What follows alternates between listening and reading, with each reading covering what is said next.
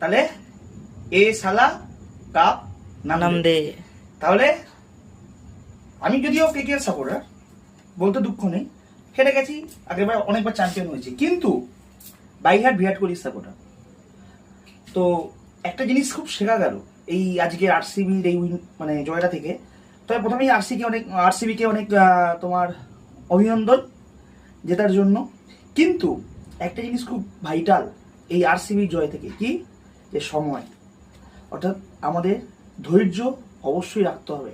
যখন আমাদের সময় হবে, যখন তোমার সময় হবে, তখন যদি তুমি ওটা যোগ্য হও এবং তোমার ডেডিকেশন, কমিটমেন্ট, ডিসিপ্লিন ঠিক থাকে, ডেফিনেটলি একদিন না একদিন তুমি সেটা পাবে। কারোর ক্ষমতা নেই, কোনো কিছুর ক্ষমতা নেই তোমাকে সেখান থেকে আটকাবে, ভগবানও পারবে না। তো আজকে আরসিবি একটা বড় শিক্ষা, বিশেষ করে আমি তো পেলামই এবং আমাদের সবাইকে দিল, যে সময়ের ওপর একটু ভরসা রাখো, সময় কখনো নিরাশ করে না। তাই তো সুমন? অবশ্যই। তাই এই আরসিবি সাপোর্টারদের আমাদের ব্লগ চ্যানেলের তরফ থেকে অনেক অভিনন্দন। দীর্ঘ 18 বছর একটা বিশাল বড় যাত্রা, তার মধ্যে অনেকবার চ্যাম্পিয়নের সামনে গিয়েও চ্যাম্পিয়ন হতে পারোনি তোমরা, সেই দুঃখ না জানি।